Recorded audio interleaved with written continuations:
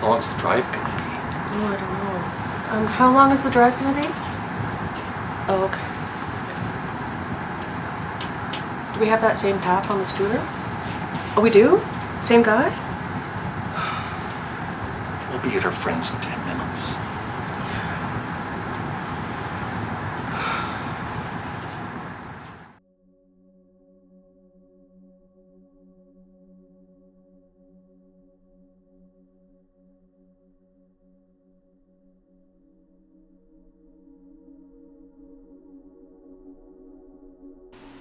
Hi, I'm Molly.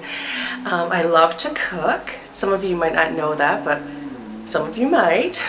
Elle and I's favorite meal to make is roast chicken, or we try to roast a chicken.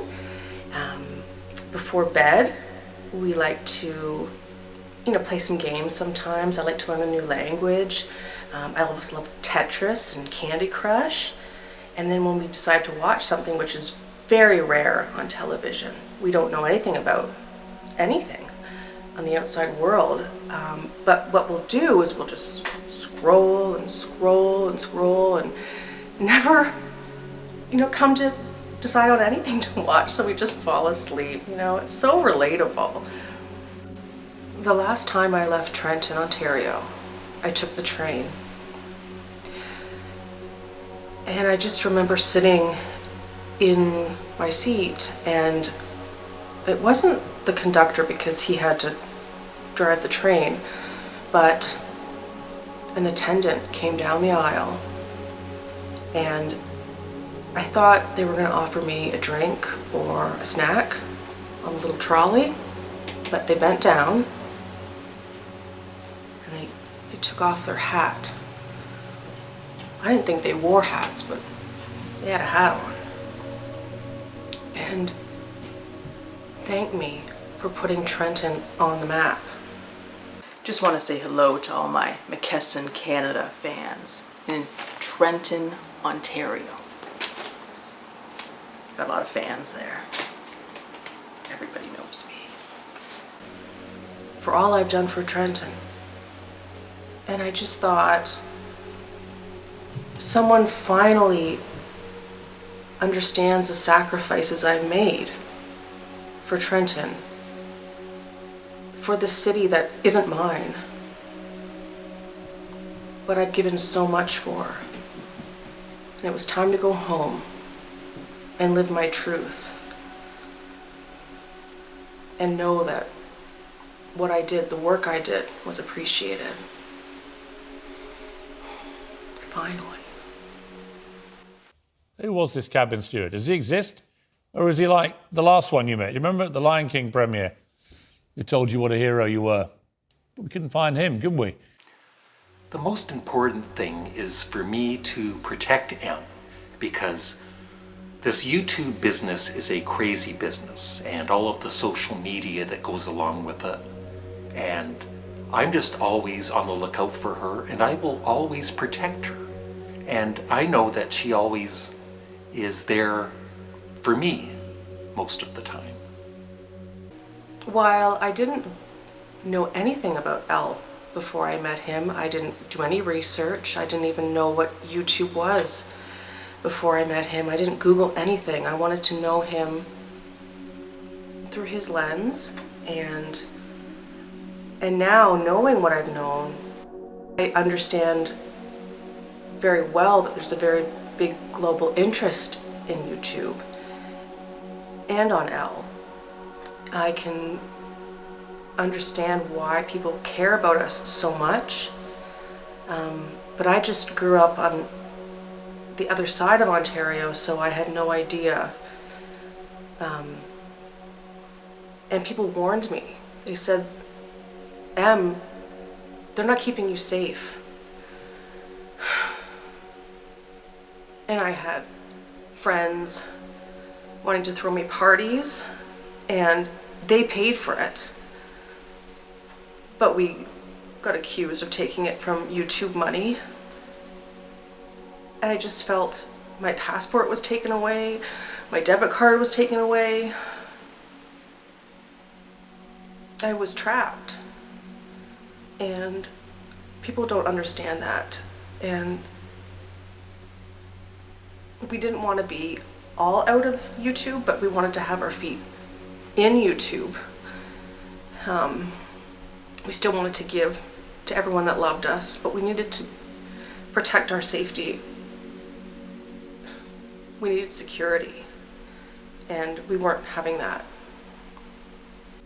And, you know, people talk about us doing this just for the money, and we don't even think about the $100 million that Netflix paid us, because that had nothing to do with us doing this series. We just wanted to get out our feelings and tell the world, you know, about our relationship and all of the struggles that we go through. We wanted to tell our story and our truth, and I think we have. And getting the money was, I think it was just a bonus. I guess a big bonus, but it was just a bonus. Didn't even think about the money at all.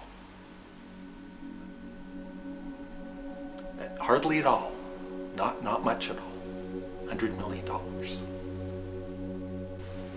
When Elle and I would start to do our videos together, and we had so many comments and so many questions, so invasive, people just think they need to know everything about us. We'll share what we want to share, often, but what we want to share. Because I soon realized, after being on videos and getting these questions, that I wasn't being thrown to the wolves, I was being fed to the wolves. I know that the book Stud is going to shock quite a few of my fans worldwide, because, you know, I do talk about the first time I lost my virginity at the tender age of 25. And, you know, I used to do a lot of drinking, and I did. And I'm not ashamed to say that, because, you know, I was young and foolish. But I've changed my ways ever since I've been with Em the last few years. She's been really good to me. And, you know, I know that in the first part of this documentary, watching it back, I sometimes interrupted Em when I really shouldn't have. I don't think that she had enough of what she had to say come out, because, you know, I kept interrupting her. And so I'm learning as I go along, because I used to be doing this on YouTube, for instance, all by myself. And now I've got a great partner, and I need for her to speak her truth and share her truth with my truth, so that they're intermingled into one truth. We don't want our privacy invaded any longer. Elle has put out his book, and I'm planning on putting out my book, and then that will be an end of it. Until the next interview, and the next documentary. They blame everybody but themselves. They present even the most incendiary of claims with no evidence. We were texting Glenn for a while to set the record straight. So many things were misconstrued in the tabloids, and things were said that were just not true. We tried to reach out to him and get clarification. He would email us and text us back, and particularly some texts didn't sound like Glenn. There wasn't hearts at the end. He normally sends emojis, things like that. So I texted him back and I said, Glenn, reach out to us. We need to know if you're safe, and if we need to get you out of your situation before this story breaks, the constant stories about us. And he just wrote back a very un-Glenn-like text, and I said to Mael, I said, this is not Glenn. And his phone has clearly been compromised, and we're not to talk to him ever again. And I take responsibility for that, because Elle had a friend for me, and now he doesn't have a friend. And that's upsetting. Would I like to repair my friendship with Glenn? I'd like to have my friend back. Yes. When Elle and I go out, he often reminds me that I have to wear very subdued colors, and it's just such a big ordeal to go out. I think, you know, are my shoes appropriate? Are these a Trenton designer? These earrings, I just bought them online, and we go out and it's, you know, we're followed constantly. We can't do anything without anyone recognizing us. And I didn't realize that the formality of doing a YouTube video spills out onto the outside. So when we come home, it is such a relief to just close the door and just think, oh, okay, we can relax now. Until the next time we have to go out. And it's just the never-ending cycle for us. It's exhausting. And people don't understand that. So we have to keep reminding them, reminding them, reminding them. Oh, shut up. Hi, who do you think you are? Would I return to doing videos by myself? No. M has, I want M to be in all of my YouTube videos now. I could not do my videos without her. There's just no way. I couldn't. I would not want to.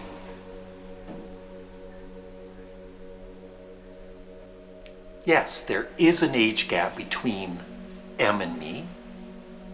In fact, it's a 24-year gap. And, you know, everybody is talking about the age gap, but M and I really don't care. In fact, I never even think that I am dating a much, much younger woman. How do I feel about being in a relationship with M? Well,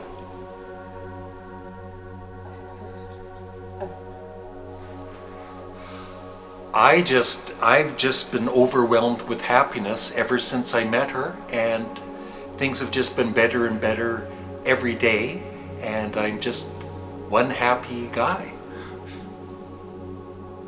So nicely put. Thank you. When I first went out in Trenton, and I was swarmed by people, you know, there was at least 6 people outside of the grocery store. Yeah. Yes, and I said hello and I wished them a good day, and you told me later that that wasn't a good thing to do because you said that they liked that, and that I liked that. And you said that wouldn't look good to the public, that I enjoyed the paparazzi looking at me, because I don't really. No. I don't want to stand out. I know. Right? I'm not trying to stand out here. I know. Right? And the other thing I told you about that and the paparazzi is it's dangerous. And we don't experience that in my area of town. No. They said they'll eat you alive in Trenton. Belleville especially. And remember the first time you were in Trenton and we were at the grocery store, and this was before people were starting to notice you. Oh, they've always noticed me. Oh, I know. I mean, Always. yeah, but before they saw you that day, you looked up in the sky and you said, "Is that a plane?" And you never realized that Trenton is like a large air base. It's the largest air base in Canada, and so I thought that was kind of cute. Now we've been flying on those planes privately. Yeah. Everywhere. Yeah. Now that they know us in Trenton, we're got a one-way ticket on any jet we want. Did you tell the story about you on the plane that time, and the pilot actually came up to you? Oh, I forgot. I think I said it was the train, but it's been both. Oh. Yeah. Yeah. Well, it's basically every everywhere. time, yes. The time in the taxi that you told me about, right? Yes. Well, they're all wearing hats and they're all taking them off to me. Yeah. And I appreciate it that they understand the sacrifices I've made. And another thing that really got to us was YouTube not willing to take down bad comments that were left on our videos. Yes. Since we were together. Very negative comments, and we realized very soon that we weren't going to be given any protection, any security, that these comments were going to come in Oh, shut up. unwarranted, because we're wonderful. Glenn Kellaway from the basement gets more protection And we than get we do. so many good comments. Yeah, So we do. why not take out the bad ones, Yeah, right? yeah.